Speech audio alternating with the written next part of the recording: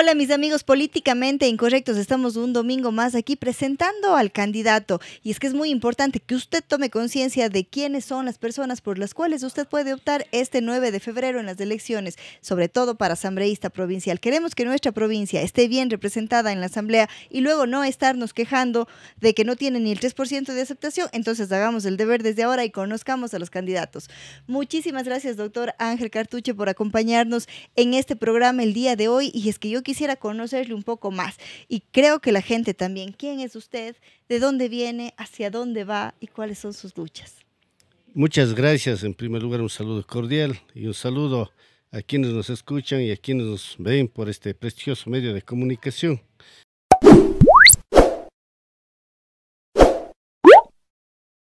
Bueno, Ángel Cartuche es un hombre humilde, un hombre sencillo, pero firmes en sus convicciones y orgulloso de sus raíces indígenas. Hace más de 40 años yo salí de mi tierra, que es de Saraguro, y me radiqué aquí en Cuenca. Y me radiqué aquí en Cuenca porque salí buscando mejores oportunidades laborales, tenía el deseo de estudiar, tenía el deseo de progresar, tenía el deseo de ser algo en futuro. Y ese futuro en mi comunidad no había. Entonces, como no había ese futuro, entonces tenía que salir en calidad de migrante, pero claro, interno. Entonces, desde ahí me quedé aquí en esta ciudad de Cuenca que me acogió, me convertí en un jornalero de día y un estudiante de noche.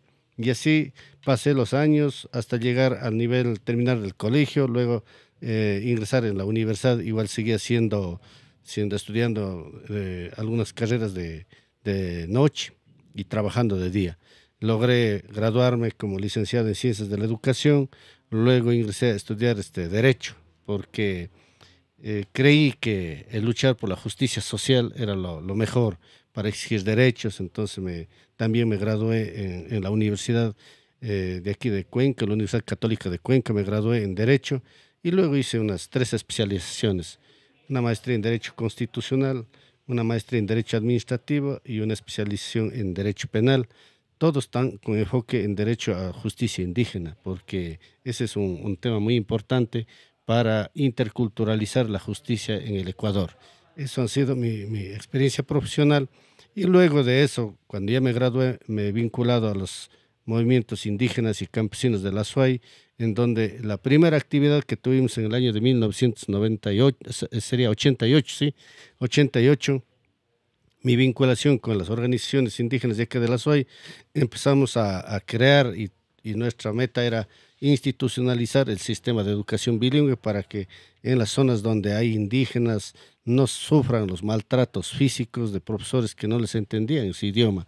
Era un problema social lingüístico y creíamos que luchar por ese derecho era justo, ¿no?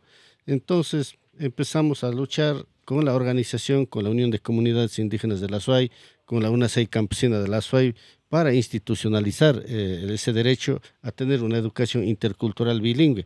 Y logramos en 1988 institucionalizar eso en la presidencia, creo que fue de Rodrigo Borja, y se institucionaliza la educación bilingüe y eso fue un logro para todos nosotros. Y empezamos a enseñar nuestros saberes en nuestro idioma, se institucionalizó y se creó la Dirección Provincial de Educación Bilingüe. Y a raíz de ello también empezamos a luchar por la tierra, por la cultura, por la identidad. Y es así que en 1990 fuimos parte del primer levantamiento indígena porque demandamos más derechos, especialmente al territorio. Y luego así sucesivamente en 1994 se venía la reforma agraria, se hizo un levantamiento, también estuvimos ahí en los páramos exigiendo que no se reforme esa ley agraria porque afectaba nuestros derechos comunitarios y comunales. De esa manera yo he vinculado y venido haciendo vocería de la lucha y resistencia en esta provincia de la SUAY junto a las organizaciones, junto a las comunas, junto a los pueblos. Y a raíz de la lucha de 1994 también pensamos que hay que avanzar allá, o sea, no podemos quedar solo en la lucha, sino también era necesario de articular un proceso político, es decir, que nuestra lucha también puede ser una lucha electoral, pero no podíamos hacer en los partidos tradicionales de esa época, sino en los otros, pensamos en un partido nuevo, que esté relacionada con nuestra cosmovisión, con nuestra visión, con nuestra filosofía andina.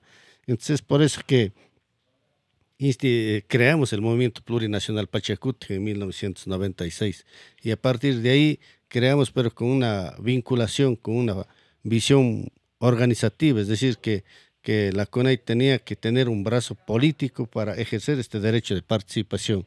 Entonces se creó el Movimiento Pachacuti y muchos dirigentes han sido también autoridades, han sido electos y han logrado posicionar y han ido así cambiando en los territorios, han sido alcaldes, prefectos, concejales, presidentes de junta parroquial y algunos funcionarios y algunas autoridades han representado a nuestras organizaciones, a nuestras comunidades, haciendo algunos cambios y también haciendo obra en su territorio. Esa ha sido la trayectoria en la cual yo he venido desempeñándome, ¿no? También fui docente desde la educación inicial, luego en un colegio, luego también he sido docente universitario, también he sido funcionario público en el área de educación, pero esas experiencias hoy queremos que se lleve hacia la Asamblea Nacional, pero no, como digo, esta candidatura, debo aclarar y puntualizar que esta candidatura no surge simplemente de un deseo de ser uno, no surge del deseo individual, sino surge de un deseo colectivo.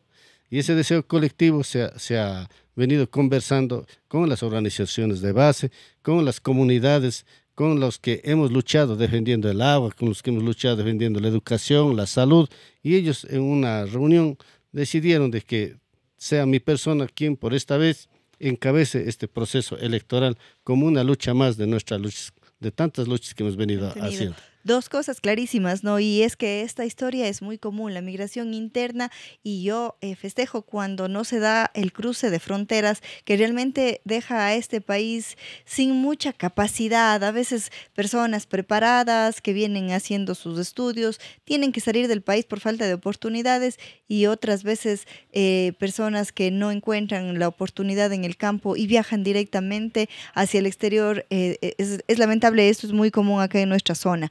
Ahora, también me llama un poco la atención el tema de Pachacuti. Hace un par de elecciones, quizá atrás, antes de la muerte cruzada, había una fragmentación, ¿no? Y se notaba que no estaban tan fuertes. Me parece que ahí estuvieron Bruno Segovia, Sofía Sánchez para la Asamblea Nacional, y ninguno de ellos terminó dentro del movimiento. Esto llama la atención y es algo que acá en Políticamente Incorrecto lo hemos criticado. Cuando la gente va a un movimiento sin tener idea siquiera de la ideología, de nada. Y es que los movimientos se han vuelto en partidos de alquiler, lamentablemente, por esta exigencia que tiene el CNE de pertenecerse a uno de ellos para poder participar. ¿Cómo está en ese tema ahora Pachacuti? A nivel Azuay conversemos. Bueno, usted dice una frase muy importante, políticamente incorrecto. Sí, es verdad, es incorrecto de que el movimiento Pachacuti haya abierto las puertas a muchos candidatos, no solamente en las elecciones anteriores, sino en otras elecciones. Y si nosotros vemos históricamente, algunos candidatos han logrado llegar a ocupar cargos y dignidades de elección popular utilizando nuestra huipala, nuestro símbolo. Esto no es un símbolo de un partido, sino es un símbolo de la lucha y la resistencia del movimiento indígena. Y esta es una filosofía que se sustenta en tres principios: el amaquilla, amashua y amayuya, o sea, no ser mentiroso, no ser ocioso y no ser ladrón. Entonces, son tres principios fundamentales que se recogen en esto, pero sin embargo, quienes han participado sin esta convicción filosófica, sin estos principios, llegaron a la dignidad y se deslindaron de eso. Eso se llaman los candidatos prestados, pero eso también es un error nuestro, es un error del movimiento, un error de nuestros dirigentes, que la reconocemos, que no se ha generado nuevos cuadros, que no se ha generado nuevos líderes de jóvenes, de mujeres. En esta vez, junto a las organizaciones hemos dicho que no, pues no queremos estar cada vez que alguien de afuera, foráneo, nos venga a representar, se lleve nuestras insignias y a su vez luego llega ella y se olvida de nosotros. Es que por eso no nos sentimos representados. Entonces hemos dicho, mal que bien, busquemos de acá mismo a nuestra gente que hemos estado en estos procesos de lucha y vamos hacia adelante en unidad a trabajar. Es por eso que de todo lo que ha pasado aquí en la provincia de La Suay, el movimiento Pachacuti, este momento nuevamente se ha revitalizado, se encuentra fuerte, está en vínculo con las organizaciones, está en vínculos con las coordinaciones, está en vínculo con los adherentes, que son nuestra base social. Y más que todo, nos diferenciamos de otros partidos políticos, de otros movimientos, porque nuestra lista acogió a líderes de los cantones, a líderes de las parroquias, hombres y mujeres, jóvenes, estudiantes, y así armamos una lista diversa, o sea, no solamente en una sola tendencia. Entonces aquí estamos gente del campo y de la ciudad para llevar esta voz hacia la Asamblea Nacional. Clarísima esa explicación. Y bueno, ahora ya tienen ustedes el perfil del candidato y siempre yo aquí insisto en que el perfil del candidato tiene que estar inclusive antes de la propuesta, porque puede haber una propuesta muy bien elaborada, pero si hay un perfil que no va a cumplir, si hay un perfil que definitivamente no es confiable, que ya hemos visto una trayectoria de camisetazos, una trayectoria de mentiras en cada elección, entonces ya no nos sirve de nada la propuesta, ya no sirve una propuesta si es que atrás de esa propuesta hay una persona en quien no se puede creer. Entonces, dicho esto, yo quisiera comenzar a tocar el tema de la propuesta que tienen ustedes acá para representar a la provincia de La Suay en la Asamblea. Hay una propuesta legislativa y también les digo, ¿no? Porque hay muchos candidatos que yo he visto que están ofreciendo y fueron a ofrecer un espacio de la universidad en donde están ahí los jóvenes capacitándose y hubo un espacio por ahí que la FEU organizó y ofrecieron cosas que no están dentro de la competencia, por poco y hospitales nuevos y cárceles. Entonces, yo aquí no les vengo a mentir, porque los asambleístas tienen dos funciones básicamente, legislar y fiscalizar. En la legislación podemos eliminar leyes, que hay un montón, crear nuevas leyes y modificar otras leyes. Y en la fiscalización sí les compete todo lo que está en el ámbito público dentro del territorio nacional. No es que porque es de Azuay no puede fiscalizar algo del gobierno central, no. Está dentro del territorio nacional. Los asambleístas cuando están en la asamblea todos tienen las mismas funciones y las mismas obligaciones. Entonces, enmarcado en estos dos temas, que yo a veces abro la puerta y digo, está bien, un asambleísta puede incidir en la política pública, sí, claro que sí, y un asambleísta aprueba el presupuesto nacional del Estado. Entonces, más allá de eso, si alguien les va a ofrecer, no le crean, está mintiéndole, y si le comienzan mintiendo como candidato, ¿qué piensa que va a hacer cuando llegue a la Asamblea Nacional? Ahí les dejo solamente la tareita. Dentro de estos dos grandes ejes que tienen marcado en esto, ¿cuál es la propuesta legislativa? Bueno, hay que partir de un hecho fundamental. Nosotros hemos rechazado todo lo que es lo demagógico. Hemos sentado con las organizaciones para poder recoger las opiniones de ellos. Hemos sentado con las bases sociales, con las comunidades a decir, bueno, ¿qué es lo que necesitamos para poder llevar a la Asamblea Nacional? Entonces eso implica de que no simplemente yo puedo elaborar una propuesta desde mi convicción, sino tengo que elaborar una propuesta desde la realidad, desde la necesidad. Entonces, esto es como, a ver, ¿qué necesita el pueblo? ¿Qué necesita la comunidad? ¿Qué necesitan las juntas de agua? ¿Qué necesitan los docentes? ¿Qué necesitamos en salud? Entonces, sobre esa base hay que plantear las dos cosas fundamentales. Uno es la legislación y la fiscalización. En la legislación, si nosotros revisamos estadísticamente a nivel nacional, esta asamblea nos queda debiendo. Por supuesto. ¿Por qué? Porque solamente se han dedicado a hacer juicios políticos a funcionarios que ya salieron de la responsabilidad, o sea, y luego censurar, pero eso no es simplemente, o sea, eso no es un deber de una asamblea. Claro que tiene que, pero ¿qué hemos sacado con eso? Ya censuramos a un funcionario, un exministro que ya no está en funciones. ¿Qué hemos logrado para el pueblo ecuatoriano censurando a ese ministro que ya no está en las funciones? Entonces, caemos en un proceso político demagógico y que no respondemos a las necesidades que vive el pueblo ecuatoriano. Yo vengo de una necesidad, ¿y por qué yo estoy aquí en esta ciudad de Cuenca? No ha de ser porque tenía buenas carreteras, no ha de ser porque tenía buena educación. Es por la falta de educación y por la falta de empleo. Yo tuve que salir acá a vender mi fuerza de trabajo y esa fuerza de trabajo luego me convirtió en un profesional, pero yo ya no pude regresar a mi comunidad. ¿Por qué? Porque allá las cosas, las condiciones no dan. para poder, y empezamos mejor a hacer la plataforma de lucha para ver si cambiamos, ¿qué? Para ver si incorporamos derechos colectivos, para ver si tenemos una vida digna, y esa lucha inclusive logramos incorporar en la nueva constitución. Esa lucha hoy tiene que lograr incorporar en las nuevas leyes. Por eso nosotros estamos con esta visión de que queremos que nuestra voz esté en las leyes. Tenemos que cambiar el Código Orgánico Integral Penal, tenemos que cambiar la Ley de Servicio Público, tenemos que cambiar la Ley Orgánica de Educación Intercultural, tenemos que cambiar exclusivamente la Ley Orgánica de Educación Superior. Entonces, ¿por qué queremos cambiar? O sea, no queremos esa ley, hay que mejorar. ¿Para qué? Para incrementar. En nuestras propuestas planteamos para la SUAY, para la provincia, 3 ejes fundamentales: el eje social, el eje agroalimentario, financiero y el eje ambiental.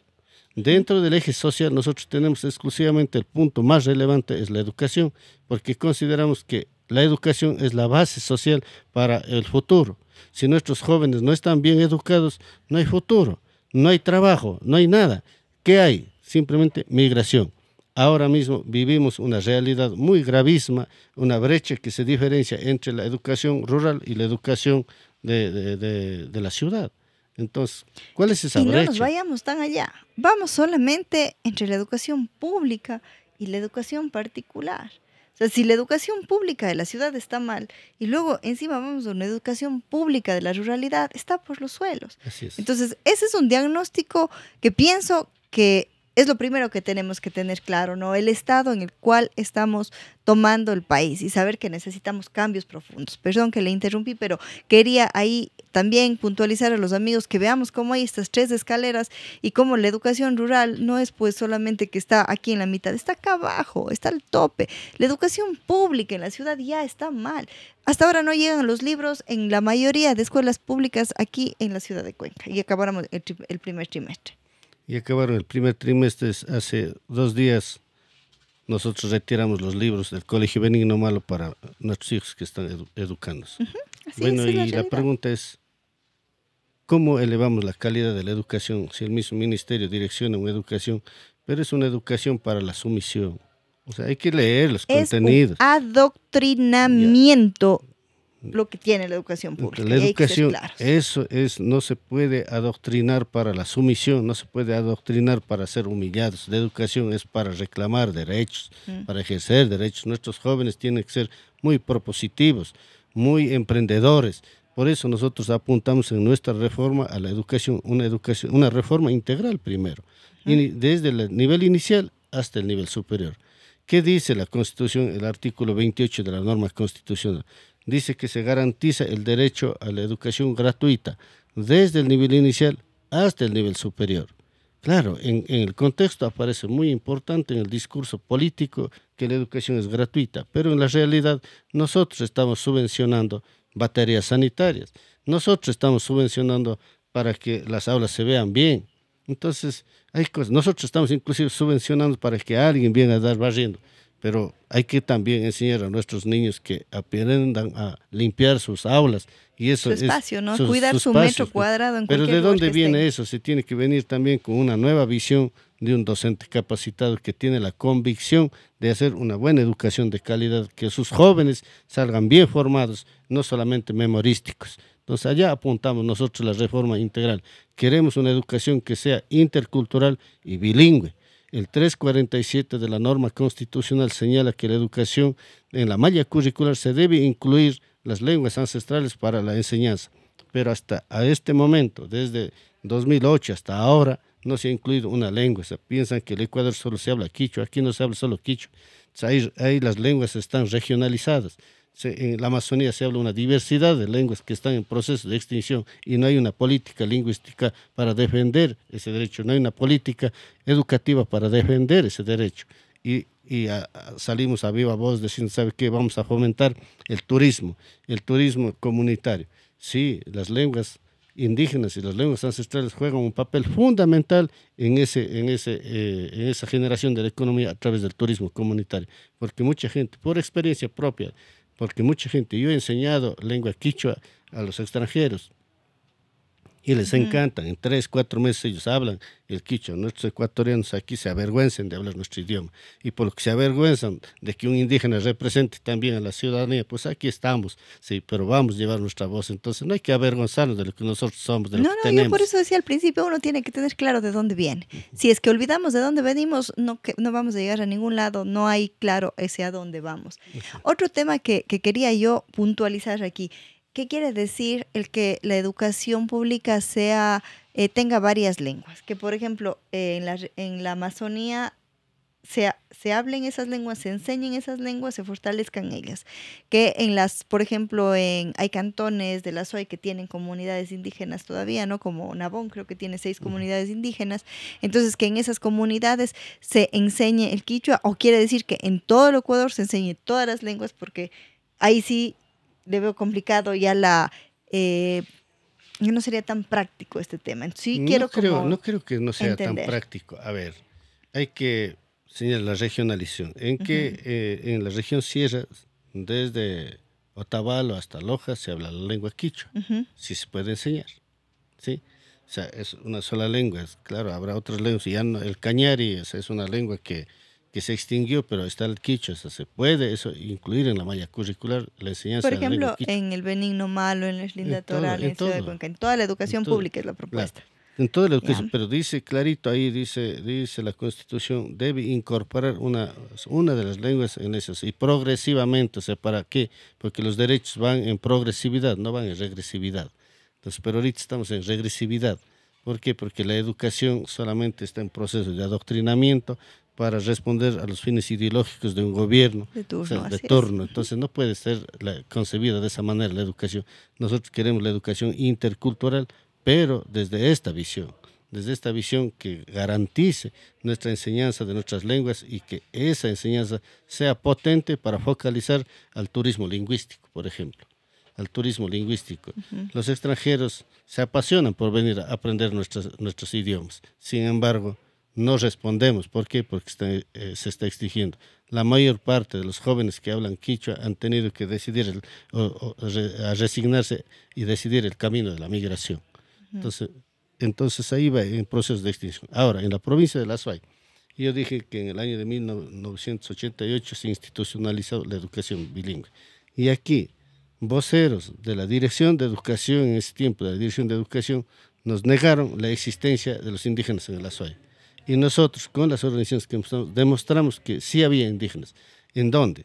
En Nabón, como usted dice. En Nabón fue fuerte ahí, porque yo estuve ahí, yo trabajé ahí de docente en Nabón algunos años enseñando a los jóvenes, y los jóvenes, unos se hicieron profesionales, otros migraron, pero seguimos siendo amigos porque eran jóvenes que estuvimos metidos en la lucha social.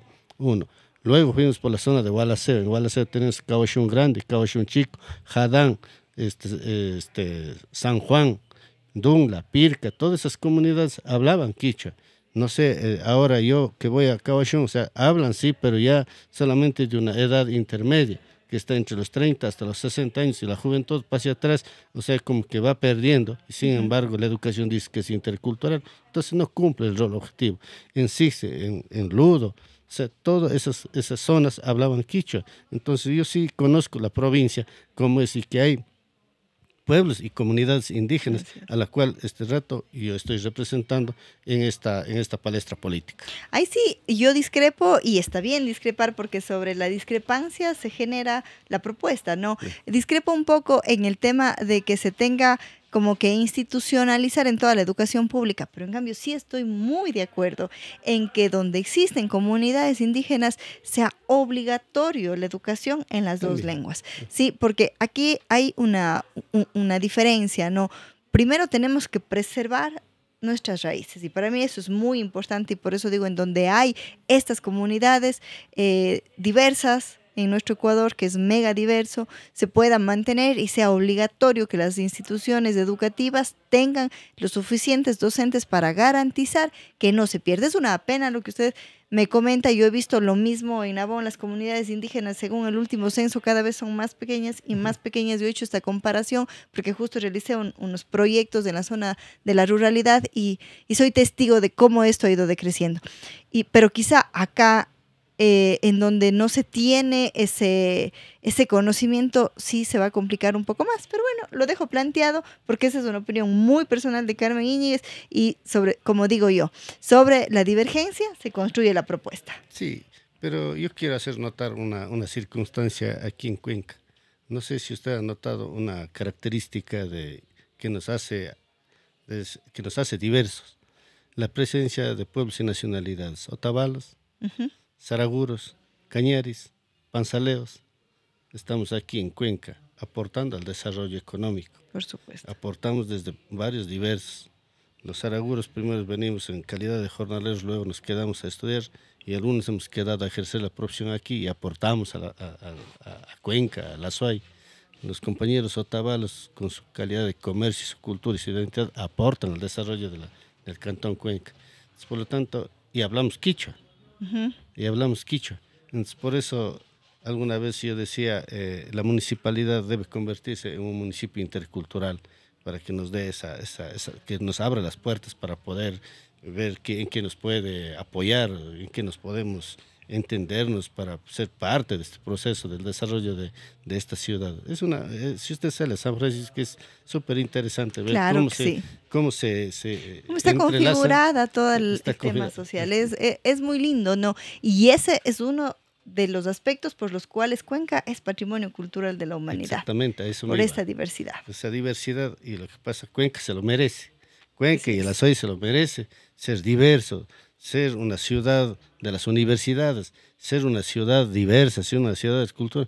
O sea, para mí me enorgullece que al llegar a la asamblea tenga que llevar la voz de los Azuay siendo un saraguro, pero residente en Cuenca por más de 40 años. Por supuesto que sí, yo estoy convencida de eso. En la diversidad se construye y ahí es en donde tenemos solamente que tener la altura necesaria para poder debatir, para poder conversar y sobre todo para poder ceder posturas, porque eso para mí es indispensable que se dé. Porque lamentablemente, le digo por experiencia, porque he tratado con muchos políticos que ya han sido electos, cuando son electos les crece tanto el ego, que yo siempre les digo, para conversar dejemos el ego afuera y pase usted como persona, porque si no es imposible. Entonces esto hay que ver también, ¿no? Ahora contestan las llamadas, ahora visitan, ahora hablan, ahora le responden al WhatsApp, pero luego llegan a la asamblea y olvídese, no le conocen en la calle. No, de nuestra parte no podemos hacer eso. O sea, nosotros no podemos cambiar la personalidad porque hay un principio, como dije, el principio de reciprocidad. Nosotros tenemos que volver al origen, a la gente que nos apoyó, al origen, a la gente que está exigiendo de nuestro trabajo y exigiendo que hagamos el trabajo para el cual nos eligieron. O sea, el estar ahorita de candidato no es un asunto, como dije, mío, sino es una decisión de las organizaciones, y las organizaciones tienen un código disciplinario para nosotros. Al menos yo me someto a ese código disciplinario, que tengo que ser muy recíproco y tengo que volver. Y aparte de ser ese código disciplinario, tengo que someterme al código disciplinario de las comunidades, del pueblo azuayo, porque el pueblo azuayo, ¿qué requiere? Requiere que luchemos por la vialidad, requiere que luchemos por la defensa del agua, requiere que luchemos por la soberanía alimentaria. Eso es parte de nuestra propuesta. Se requiere que ampliemos la conectividad educativa y que creemos la educación en línea en las comunidades y que amplíen la cobertura de la conectividad hacia las comunidades, pueblos y nacionalidades. Y ahí me quiero quedar. En el tema de la soberanía alimentaria me gustaría tocar ese eje que me acaba de decir como una segunda propuesta aquí en este programa, porque realmente se está perdiendo por completo. Tenemos algunos datos, algunas estadísticas de que en primer lugar los campos están siendo abandonados y es entendible completamente por cómo han sido maltratados por los gobiernos de turno que no han generado las políticas públicas adecuadas para que puedan ellos tener garantizados sus derechos. Y es que aquí en este país ser de la ruralidad es considerado una vulnerabilidad. Sí, y lo que más se replica en nuestro país y sobre todo en nuestra provincia, en Ludo, en Cuchil, es una mujer indígena. Yo siempre veo en ellas como lo más vulnerable que hay, ¿no? Porque comienzan a trabajar desde las 4 de la mañana, muchas veces con los animales, luego en el campo, luego con los hijos, luego regresan al campo, luego vuelven a cocinar, de nuevo salen al campo, luego están con los hijos. Entonces, esta es una dinámica muy común y que los ecuatorianos que estamos en la ciudad y que de alguna forma tenemos ese privilegio, no vemos más allá de nuestras narices y no podemos entender que si es que nosotros tenemos alimentación en nuestra mesa, si tenemos un queso rico, si tenemos la leche no viene de la funda como muchos jóvenes creen, la leche viene de las vaquitas y para tener una vaquita se tiene que hacer muchísimas cosas, es mucho trabajo, yo les digo de verdad. Y todo esto se está perdiendo y no hay la política pública necesaria, no se ha impulsado de la Asamblea Nacional, a pesar de que cuando Yacu Pérez fue candidato presidencial, llegaron muchísimos asambleístas. Si no me equivoco, fue el segundo o tercer bloque más grande en la Asamblea Nacional. Pero claro, luego hubieron como estos dos personajes de la SUAY, que Pachacutic puso a dos personajes de la SUAY y no pudieron representar y defender por lo cual se les había elegido. Entonces, este tema de aquí a mí me gustaría tratar, no quiero yo cerrar sin que hablemos de la propuesta legislativa para garantizar la soberanía alimentaria en nuestro país y obviamente en nuestra provincia. Yo quiero señalar de que los dos compañeros o excompañeros que fueron los dos candidatos que representaron la SUAY, tengo que decir, lamentablemente no nos han representado y hoy están de nuevo de candidatos, pero el pueblo sabrá castigarlos en las urnas porque esta forma, para eso no se les eligió. Ahora, referente... Sí, y aquí estamos nosotros para hacerles de acuerdo porque la memoria política es muy cortita, pero aquí yo estoy haciéndolo políticamente incorrecto. El pueblo tiene que ser muy inteligente y es sabio el pueblo, es sabio y sabe castigar. Y usted recordará que Yacu Pérez fue castigado por las organizaciones por haber abandonado. Entonces, de la misma manera, yo creo que el pueblo es sabio, el pueblo cuencano es muy inteligente y es muy sabio, y por eso es relevante, y yo agradezco a Cuenca y a la SUAY porque me abrieron las puertas y no me permitieron trasladarme más allá, porque si no yo hubiera estado todo en España, Italia, por ahí está, pero yo me quedé acá. Sin embargo, ahora quiero retribuir desde la Asamblea Nacional, justamente hay que fiscalizar el tema del Ministerio de Agricultura y Ganadería. Por un ejemplo claro, hace un año para las organizaciones estaban dando unos proyectos de $5,000 para que compren semillas para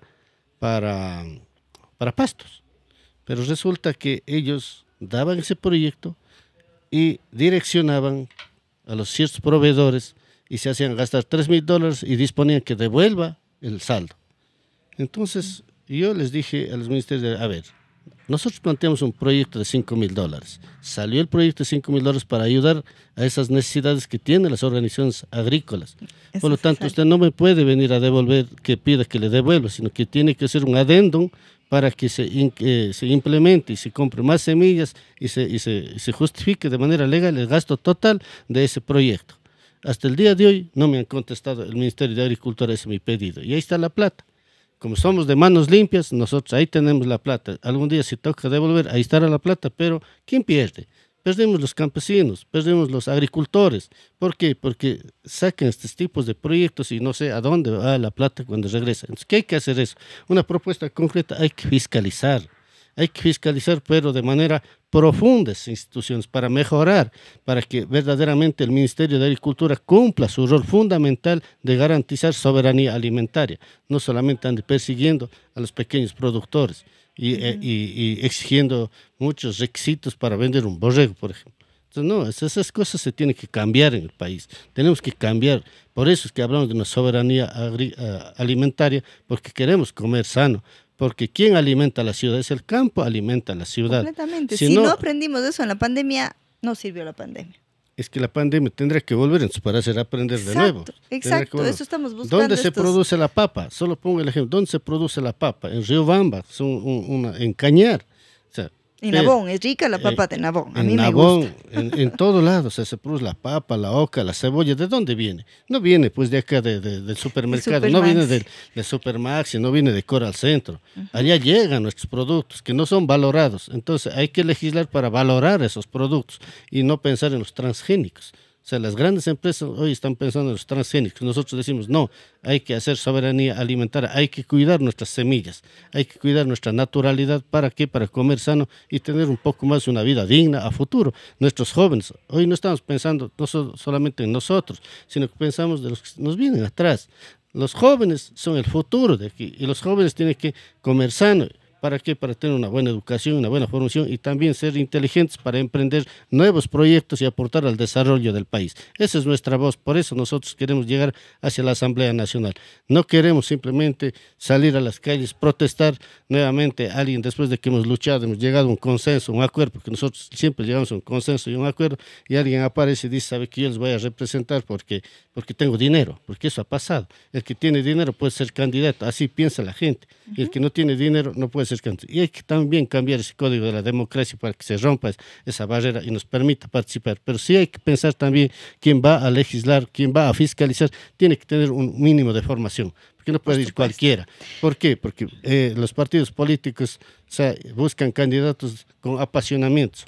O sea, respetando todo ciudadano puede participar, pero ir a la asamblea es una responsabilidad profunda porque hay que pensar en el Azuay, hay que pensar en la vialidad, hay que pensar en la soberanía alimentaria y hay que pensar fortalecer, hay que pensar en la descentralización. El Azuay necesita una descentralización. ¿Para qué? Para poder desarrollar la provincia del Azuay. Completamente de acuerdo en el tema del gasto electoral, y es que acá hemos hecho ya el checklist. Yo no me voy a cansar de recordarles hasta el día de las elecciones. Primera cosa, usted mire el perfil de su candidato, quién es, de dónde viene, qué ha hecho y a dónde quiere llegar y para qué quiere llegar allá. En segundo lugar, usted fíjese cuánto está gastando su candidato. Pongamos que pasó el perfil, pero si usted ve una campaña onerosa, yo he visto libros con la propuesta legislativa de algún candidato de acá de la provincia de La Azuay.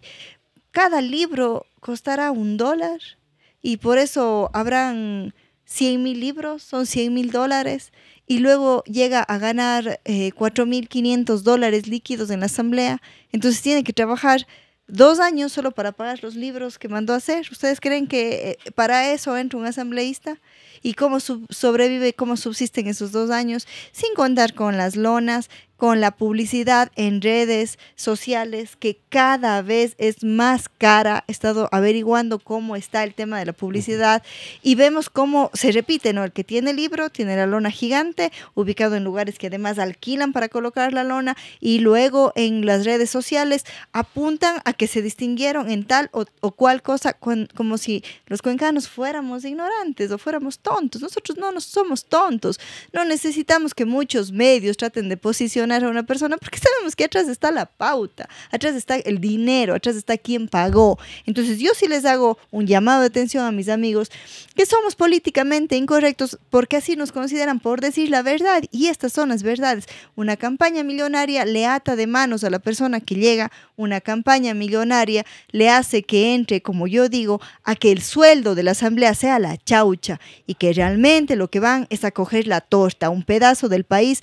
para poder gobernar ahí, llámese estas hidroeléctricas, hospitales, alguna de las direcciones, para lamentablemente poder ser parte del gobierno y recuperar todos esos miles de dólares que invirtieron en campaña. Entonces, segunda cosa, recuerden, la inversión del candidato. Y tercera cosa, la propuesta.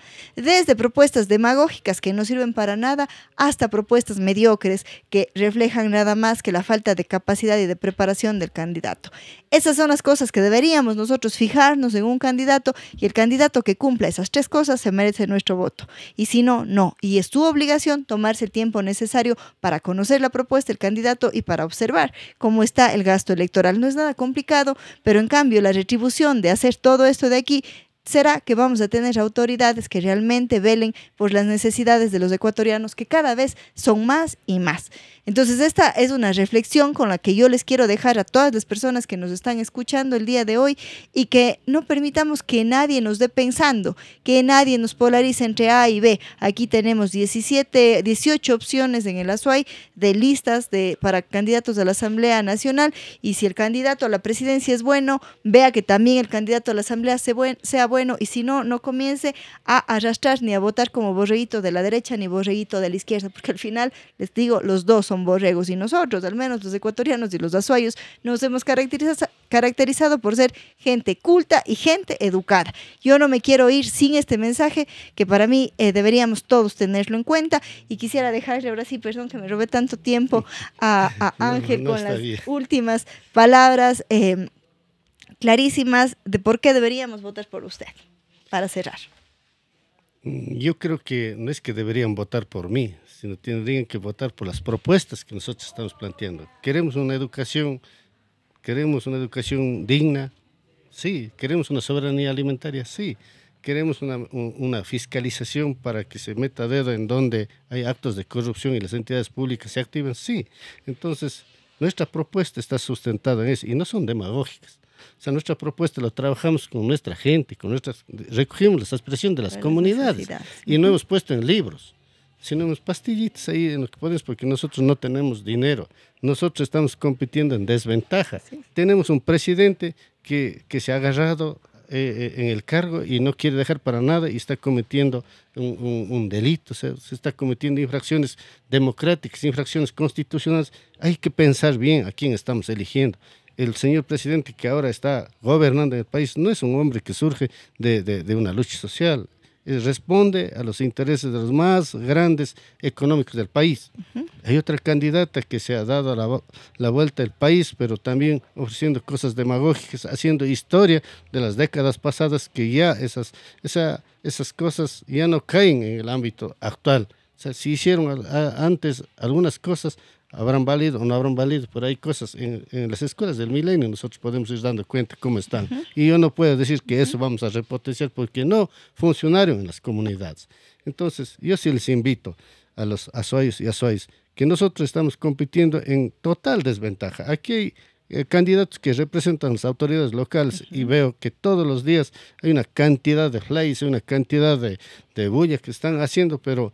20 personas en una esquina con bandera, ¿saben cuánto cobra cada persona? ¿De dónde sale el recurso? Eso será de los recursos que nosotros pagamos al municipio. ¿De dónde sale tantos recursos?